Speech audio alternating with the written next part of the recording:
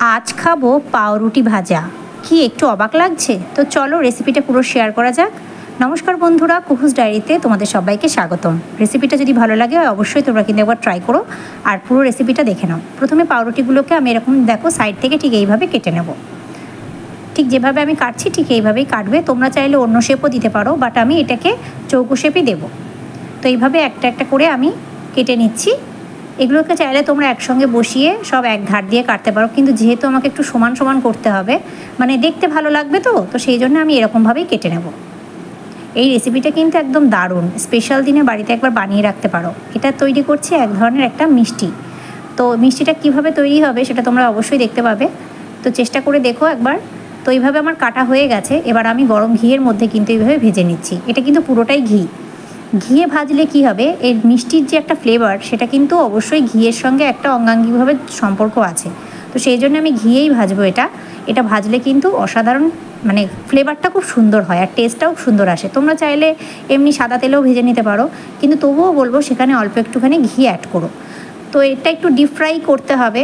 জানি এগুলো unhealthy, but তবু কিছু করার নেই। মাঝে মাঝে মুখে স্বাদ বদল করার জন্য এই ধরনের রেসিপি বাড়িতে একবার ট্রাই করা যেতেই পারে। সবটাই তো বাড়িতেই করছি। তো এটা একটা সুইট ডিশ তৈরি হচ্ছে।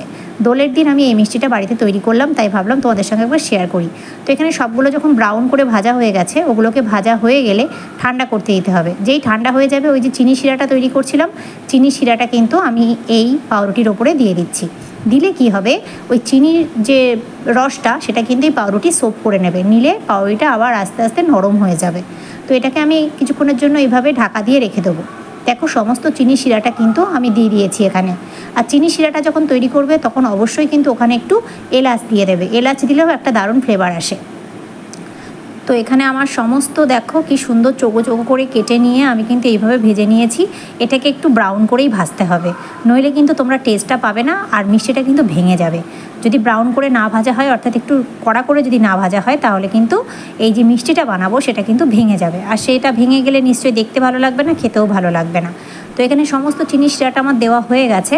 এবার আমি এটাকে ঢাকা দিয়ে রেখে দেবো। ব্যাস, এটাকে ঢাকা দিয়ে রেখে দিয়ে ওদিকে আমি আর একটা জিনিস তৈরি করব। সেটা হচ্ছে, তোমরা কি ভাবছো যে এটাই মিষ্টি? না, এটা মিষ্টি না, এটা এখনও কমপ্লিট হয়নি। তো এটাকে আমি ঢাকা দিয়ে রেখে দিচ্ছি। এবার এটাকে আমি কি করব, এইভাবে একটা সাইড করে রাখবো। আর এদিকে দেখো আমি দুধ জাল দিতে বসিয়ে দিয়েছি। দুধটা যেই একটু ফুটে উঠবে তার মধ্যে আমি অ্যাড করব কেশরটা দেবো একটু কালারটা আনার জন্য। তো কেশরটাকে দিয়ে আমি একদমই নাড়বো না। কেশরটা এভাবে রেখে দিলে কিন্তু আস্তে আস্তে দুধের সঙ্গে, অর্থাৎ দুধটা আস্তে আস্তে একটু হলুদ হয়ে যাবে। ব্যাস, দুধটা যেই একটু ভালো মতো ফুটে উঠেছে অমনি আমি কিন্তু ওর মধ্যে দিয়ে দিচ্ছি গুঁড়ো দুধ। আমার 1 প্যাকেট গুঁড়ো দুধেই হয়ে গেছে এখানে। তো 1 প্যাকেট গুঁড়ো দুধ দিয়ে ভালো করে এইভাবে অনবরত নাড়তে হবে। তো এখানে তৈরি করছি আমি ক্ষীর। এই ক্ষীরে কিন্তু আমি একদমই চিনি অ্যাড করব না, কারণ যেহেতু অলরেডি ওখানে আমি চিনি শিরা দিয়ে পাউরুটিটাকে আমি ওইভাবে রেস্টে রেখে দিয়েছি, তো ওটা অলরেডি মিষ্টি। তো এই ক্ষীরটা কিন্তু যেহেতু গুঁড়ো দুধ দেওয়া হয়েছে, সেক্ষেত্রে কিন্তু এটা অলরেডি এমনি হালকা মিষ্টি থাকবেই। তো দেখো এদিকে কিন্তু চিনি শিরাটা পুরোটাই কিন্তু সোপ করে নিয়েছে পাউরুটি। দেখতেই পাচ্ছ কি সুন্দর ফুলে গেছে হালকা হালকা। এবার আমি এর ওপরে কি অ্যাড করব, দেখো ওই যে ক্ষীরটা বানিয়েছি, ক্ষীরটা আমি এর ওপরে দিয়ে দিলাম। ঠিক এইভাবে তোমরা দিয়ে দেবে। দিয়ে এর ওপরে আমি আরেকটা দিয়ে দেবো। ওই জন্যই আমি সবগুলো সমান সাইজ করেছি। যদি সবগুলো একই সাইজের না হয়, তাহলে একটার ওপর আরেকটি কিন্তু পারফেক্টভাবে বসানো যাবে না। তো দেখো একটার ওপর আরেকটি আমি ঠিক এইভাবে পারফেক্টলি বসিয়ে দিলাম। মিষ্টিটা কিন্তু সুন্দরভাবে তৈরি হয়ে গেছে। এবার এটাকে বেশ কিছুক্ষণ যদি তোমরা ফ্রিজে রেখে দিতে পারো, তাহলে কিন্তু ভেতরের যে ক্ষীরটা আছে ওটা কিন্তু বেশ জমে যাবে আর খেতে অসাধারণ লাগবে। আর যেহেতু গরম পড়েই গেছে, তো ডেফিনেটলি তোমরা এরকমভাবে বানিয়ে ফ্রিজে রাখতেই পারো। 1-2 দিন তো অবশ্যই ভালো থাকবে। তো এইভাবে বানিয়ে একবার খেয়ে দেখো। আমি তো লোভ সামলাতে পারছিলাম না, কারণ আমি একটুখানি সুইট লাভার, জানো তো।